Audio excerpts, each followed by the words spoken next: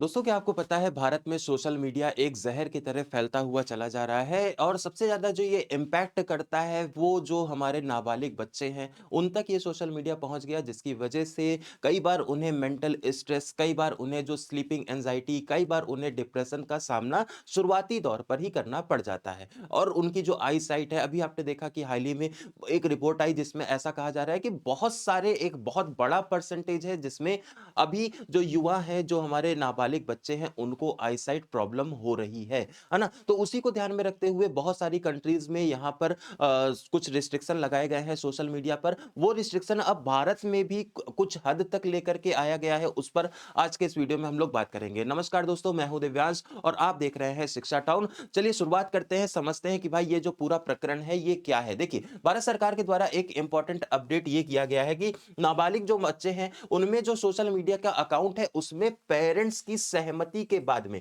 जितने भी social media के अकाउंट हैं, उसमें अब एक इंपॉर्टेंट अपडेट ये आ रहा है कि आपको पेरेंट्स की सहमति, पेरेंट्स की आईडी का एक अप्रूवल ज़रूर ज़रूरी होगा, ये आपको ध्यान रखना है। अब पेरेंट्स कौन हैं, इनको भी पूरी तरह से लीगलाइज़ किया जाएगा कि भाई ये प इस पर्स इस बच्चे के ये पेरेंट्स हैं और ये बच्चा इस सोशल मीडिया पर अपने अकाउंट बनाने की कोशिश में लगा हुआ है। ऐसा इसलिए किया गया है क्योंकि भाई जो मिसयूज़ है सोशल मीडिया का एक तरफ से भाई एक तरफ से जो हम लोग देखते हैं कि इन्फ्लुएंसर्स बन रहे हैं, बहुत सारे सोशल मीडिया का इम्पैक्ट है और जो हमारी एक तरह से इन्फॉर्मेशन जो है वो समाज में आती है उसका माध्यम सोशल मीडिया एक उसका पॉजिटिव इम्पैक्ट इसके लिए एक लाया गया था कि लोग कनेक्टेड थे। लोगों को कनेक्ट करना इसका एक उद्देश्य था। लेकिन अब वो कनेक्शन दूसरी तरीके से जो टीनेजर्स हैं उनको ये अफेक्ट कर रहा है, उसी को ध्यान में रखते हुए यहाँ पर किया गया है। Data personal data protection act एक लाया गया है। डीपीडीपी ये एक एक्ट लाया गया है। Data personal data protection act अधिनियम ड्राफ्ट इसका तैयार कर दिया गया है और केंद्र से लोगों से सुझाव भी मांगे गए हैं। केंद्र ने क्या किया है, लोगों से सुझाव मांगा है जहां पर सोशल मीडिया एप्लीकेशंस बहुत सारे हैं, आपको भी पता है इनकी कोई लिमिट नहीं है और सोशल मीडिया एप्लीकेशंस में बहुत सारे एप्लीकेशंस जो ऑथेंटिक है मतलब वो प्रॉपर कम्युनिकेशन के लिए ही है, लेकिन बहुत सारे ऐसे भी सोशल मीडिया एप्लीकेशंस हैं जो कि आपको केवल भ्रम में डालने का कार्य करते हैं। उन्हीं में थोड़ा सा रिस्ट्रिक्शन यहाँ पर लगाया जाने की बात हो रही है ना? लगातार आपने देखा है कि वो टीनेजर्स है उनमें जो इसका प्रकोप है वो बहुत ज्यादा है ना? लगातार टीनेजर्स इसमें बहुत सारे उसका मिसयूज होता है और उसी वजह से टीनेजर्स बहुत ज्यादा भ्रमित भी होते हैं। उन्हीं को ध्यान में रखते हुए इस एक इंपॉर्टेंट अपडेट को लेकर के आया गया है केंद्र सरकार के द्वारा, इस पर सुझाव मांगे जा रहे हैं और आप लोगों को जो भी लगता है उसका आप अपना सुझाव कि भाई जो सोशल मीडिया है वो इम्पैक्ट या ये हमारे टीनेजर्स के लिए अवेलेबल होना चाहिए, क्या ये उनकी नॉलेज को बढ़ाने का काम कर सकता है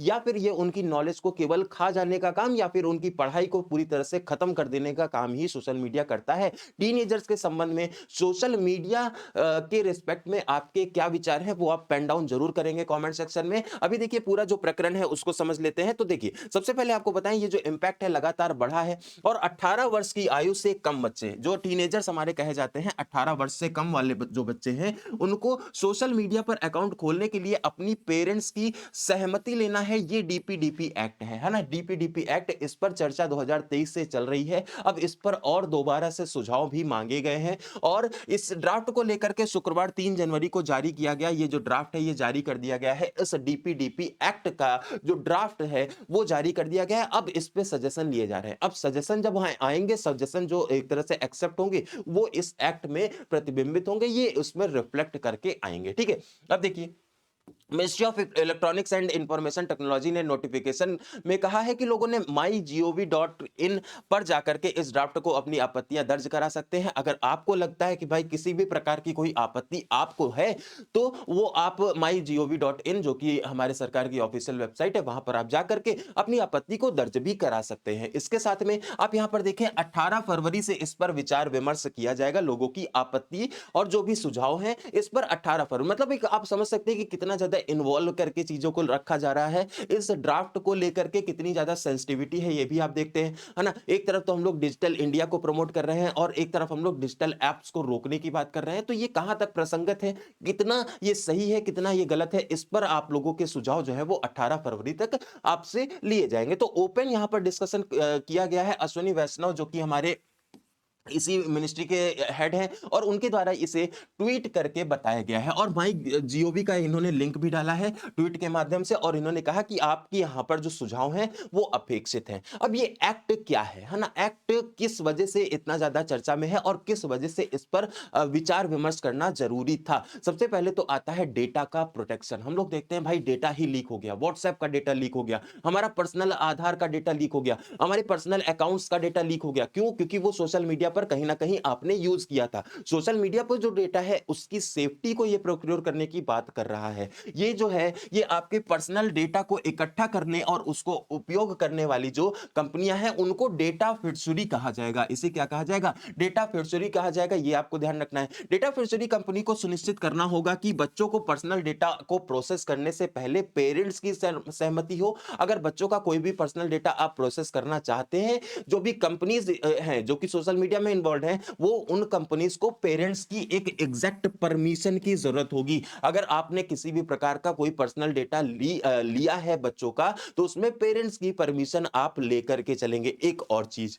देखिए, कंपनी को यह चेक करना होगा कि जो व्यक्ति खुद को किसी बच्चे का पेरेंट्स बता रहा है वो खुद वयस्क है कि नहीं। ऐसा नहीं है कि चाचा मामा और भाई बहन और आपस में जो दोस्त हैं वही मिलकर के पेरेंट्स बन जाएं, ऐसा नहीं है। वो यहाँ पर कंपनी को उस चीज को सुनिश्चित करना होगा कि वो जो पर्सन जो पेरेंट्स बन रहे हैं उस बच्चे के वो ऑलरेडी अपने आप में खुद में वो वयस्क हैं या नहीं है ना। इस चीज को वेरीफाई कौन करेगा? इस चीज को वेरीफाई कंपनी करेगी। एक और पॉइंट अच्छा है, देखिए ई कॉमर्स सोशल मीडिया और गेमिंग प्लेटफॉर्म में डाटा के लिए जिम्मेदार कंपनी यानी डेटा फिडसुरी कंपनी की श्रेणी में ये आएंगे। ये सारे जो ई कॉमर्स है, सोशल मीडिया है और गेमिंग प्लेटफॉर्म से ये सारे के सारे डाटा फिडसुरी की श्रेणी में ही आएंगे और इन सब को इस ऑथेंटिसिटी को बना करके रखना होगा। इसको ये सर्टिफिकेशन इनको देना ही होगा, है ना। इसके बाद में एक और इंपॉर्टेंट चीज आती है यहाँ पर, कंपनी ने यूजर्स के पर्सनल डेटा की सेफ्टी सुनिश्चित करनी होगी और चाहे वो डेटा अपने सर्वर पर स्टोर करें चाहे वो थर्ड पार्टी डेटा पर हो, लेकिन कंपनी को ही इस चीज की, इस डेटा अगर कहीं पर लीक होता है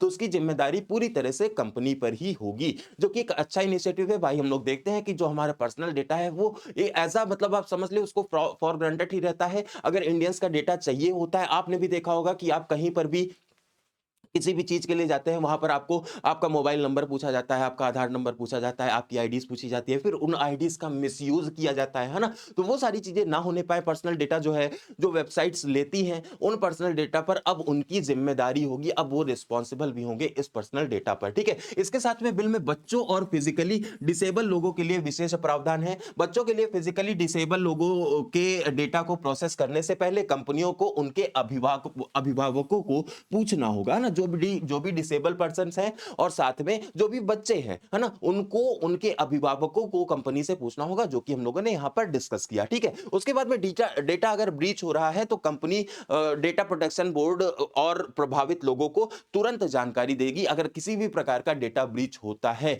अगर किसी भी प्रकार का डेटा में कोई मैनिपुलेशन होता है, कोई भी उसमें छेड़खानी होती है तो उसकी जानकारी कंपनी को यहाँ पर देनी होगी, डीपीबी को, ठीक है, डीपीबी को देनी होगी, ये आपको ध्यान रखना है। उसके बाद में कंपनी को डेटा प्रोटेक्शन ऑफिसर नियुक्त करना होगा। बहुत इंपॉर्टेंट पॉइंट है, डेटा प्रोटेक्शन ऑफिसर अब यहां पर एक नया पद कंपनी को जरूर सृजन करना होगा अगर वो कंपनी सोशल मीडिया से या फिर डेटा प्रोसेसिंग से या फिर पर्सनल डेटा को एक्सेस करना चाह रही है, तो एक ऑफिसर भी उनको इसी काम के लिए नियुक्त भी करना होगा। ये भी इसी एक्ट में लिखा गया है, ठीक है, ये भी इसी एक्ट में लिखा गया है, ये आपको ध्यान रखना है। अब देखिए, लोगों की प्राइवेसी को एक तरह से यहाँ पर बचाने का यहाँ पर प्रस्ताव किया गया है ना। राज्यसभा के पास इसे होने में आईटी मिनिस्टर अश्विनी वैष्णव ने कहा कि इस बिल का मकसद पर्सनल डेटा की प्रोसेसिंग और रेगुलेशन करना है। पर्सनल डेटा जो है वो प्रोसेस हो रहा है, उसको रेगुलेट करना है कि भाई किस हद तक आप पर्सनल डेटा को प्रोसेस कर सकते हैं, किस हद तक आप पर्सनल डेटा को लीक कर सकते हैं, किस हद तक आप पर्सनल डेटा को यूज कर सकते हैं। परमिशन होनी चाहिए। ऐसा नहीं कि टीनेजर भाई उसको समझ नहीं है ना, उसके डेटा की समझ नहीं है उसको, लेकिन उस डेटा का कंपनी यूज करके कुछ गलत कर ले तो वो गलत हो जाएगा ना। तो उसमें एक प्रॉपर ऑथेंटिकेशन, प्रॉपर परमिशन की जरूरत होगी उन्हीं के उस बच्चे की पेरेंट्स से, है ना। इसके बाद में एक और पॉइंट आता है कि ये जो पर्सनल डेटा है ये क्या होता है। आखिर हम लोग बहुत सारे बच्चे परेशान होते हैं कि पर्सनल डेटा मतलब क्या है। देखिए, सबसे पहले आपको बताएं, ये हम एक उदाहरण से इसे समझेंगे कि सबसे पहले मोबाइल में अगर किसी कंपनी का आप ऐप इंस्टॉल करते हैं, कई प्रकार की ये परमिशन मांगेगा, जिसमें कैमरा होता है, गैलरी की परमिशन होती है, कॉन्टैक्ट कॉन्ट्रैक्ट की परमिशन होती है, जीपीएस की परमिशन होती है, बहुत सारी परमिशन के जैसे ही आप ऐप मानते हैं तुरंत allow allow allow allow allow है ना, मतलब वो आपकी पिक्चर्स को एडिट कर सकते हैं या नहीं, एक्सेस कर सकते हैं नहीं, बेसिकली पिक्चर्स में चेंजेस कर सकते हैं। ये सारी जो आपकी डेटा ये जो परमिशन मांगी जाती है ना, यही आपके पर्सनल डेटा होता है। बेसिकली ये आपके पर्सनल डेटा को, मतलब आप समझ लें कि आपकी गैलरी में कितनी भी फोटोज हैं, हर प्रकार की फोटोज हैं, उनको एक्सेस करना, उनको एक्सेस करने का परमिशन आप जब इन ऐप्स को इंस्टॉल करते हैं उसी समय पर दिया जाता है। आप अपने मोबाइल के कैमरे का एक्सेस भी उस एप्लीकेशन को देते हैं, आप अपनी लोकेशन का एक्सेस भी उस एप्लीकेशन को देते हैं। तो बेसिकली आप देखें कि अगर आप किसी भी ऐप को इंस्टॉल कर रहे हैं तो वहां पर आप हर प्रकार की परमिशन दे देते हैं, जो कि आपका पर्सनल डेटा ही तो होता है, जो कि आपका क्या होता है, पर्सनल डेटा ही तो होता है। तो इस वजह से इसको थोड़ा-सा रेगुलेट करने की ज़रूरत है। सोशल मीडिया के इस एक तरह से गवर्नमेंट के इनिशिएटिव की यहाँ पर तारीफ करनी होगी। अगर इस चीज़ को रेगुलेट किया जा पाएगा, तो थोड़ा-सा यहाँ पर डिफरेंसेस देखने को मिलेंगे। अब टीनेजर में क्यों ज़रूरत है? तो देखिए, टीनेजर में एक ग्राफ आपको दिखाते हैं, सोशल मीडिया पर डेली कितना समय बिताते हैं टीनेजर्स, तो उसमें देखें तो 4 घंटे से ज़्यादा का जो परसेंटेज है, वो 10% है। लेकिन कम से कम 1 से 2 घंटा तो है, कम से कम टीनेजर्स जो हैं, वो 1 से 2 घंटा जो है वो ज़रूर से ज़रूर बिताते ही हैं, है ना? 33% जो युवा हैं जो टीनेजर्स हैं, वो 1 से 2 घंटा सोशल मीडिया, मतलब कोई भी ऐसा नहीं कि डिस्कनेक्टेड है, कोई ना कोई हर किसी ना किसी माध्यम से इससे जुड़ा हुआ ही है ना? ये आपको ध्यान रखना है। तो एक बहुत बड़ा ये रोल प्ले करता है बच्चों के भविष्य में, बच्चों की अपब्रिंगिंग में। अब इससे इम्पैक्ट क्या पड़ रहा है? इससे जो है वो सोशल मीडिया का इम्पैक्ट बच्चों पर क्या पड़ रहा है? तो देखिए, सबसे पहली जो प्रॉब्लम पड़ रही है वो ये है रही कि 69% जो है वो फिजिकल एक्टिविटी ही नहीं है। अब यहां पर देखते हैं कि बच्चा ऑनलाइन गेमिंग कर रहा है, अब बच्चा बाहर निकलने से डर रहा है, बाहर लोगों से बात करने में डर रहा है, वो जितने उसके सोशल मीडिया पे जितने दोस्त हैं उतने लोग भी नहीं हैं, उतने उसका 1% लोग भी नहीं है उससे बात करने वाले। फिजिकली बच्चा बहुत ज्यादा इनएक्टिव हो रहा है, और ये परसेंटेज थोड़ा बहुत नहीं है, ये 69% है। इसी को ध्यान में रखते हुए यहां पर ये इंपॉर्टेंट अमेंडमेंट्स की जरूरत है। दूसरा चीज ये है, दूसरा क्या इंपैक्ट पड़ रहा है, तो स्लीप पैटर्न, 63% बच्चों का जो स्लीप पैटर्न, भाई देर रात तक अगर सोशल मीडिया में आप लगे रहेंगे तो सुबह जल्दी जल्दी उठना और बाकी सारी जो अपनी एक्टिविटीज है उनको टाइम से कर लेना, उस पर इंपैक्ट आएगा, उस पर इफेक्ट आएगा। तो वो चीज भी यहां पर प्रभावित हो रही है, ये आपको ध्यान रखना है। उसके बाद में तीसरा जो इंपॉर्टेंट है, जो एक न्यूट्रिशन भी कम हो रहा है, उसके पीछे रीजन ये है कि भाई 41% लोगों 41% जो बच्चे हैं ना, सोशल मीडिया की वजह से, कई बार यूट्यूब पर, कई बार गेमिंग की वजह से अपनी जो खाने की हैबिट्स हैं, खाने का जो टाइम टेबल है, उसको भी फॉर ग्रांटेड लेकर के चलते हैं, उसको भी वो फॉलो नहीं करते हैं। इस वजह से ये रिस्ट्रिक्शन जो सोशल मीडिया पे होने वाले हैं वो जरूरी भी है, और ये केंद्र सरकार के द्वारा अब लाए भी जाएंगे। इन पर सुझाव जरूर मांगा गया है, लेकिन ये रिस्ट्रिक्शन कहीं ना कहीं जरूरी भी है। आपको क्या लगता है, ये आप बताएंगे कमेंट सेक्शन में, है ना? कमेंट सेक्शन में आपको बताना होगा कि भाई इस तरह के जो इंपॉर्टेंट एक्ट है इनके बारे में आप क्या मानते हैं। सोशल मीडिया का टीनेजर्स तक पहुंच जाना कितना ज्यादा सही है और कितना ज्यादा गलत है, ये आप कमेंट सेक्शन में जरूर बताइएगा। और हाँ, इसी तरह के वीडियो के लिए आप शिक्षा टाउन को सब्सक्राइब कर लीजिए अगर आप पहली बार चैनल पर आए हैं, और लगातार जुड़े रहिए हमारे साथ में, कुछ ना कुछ हम लोग नया हर दिन सीखते रहते हैं। आज के इस वीडियो में इतना ही। जय हिंद।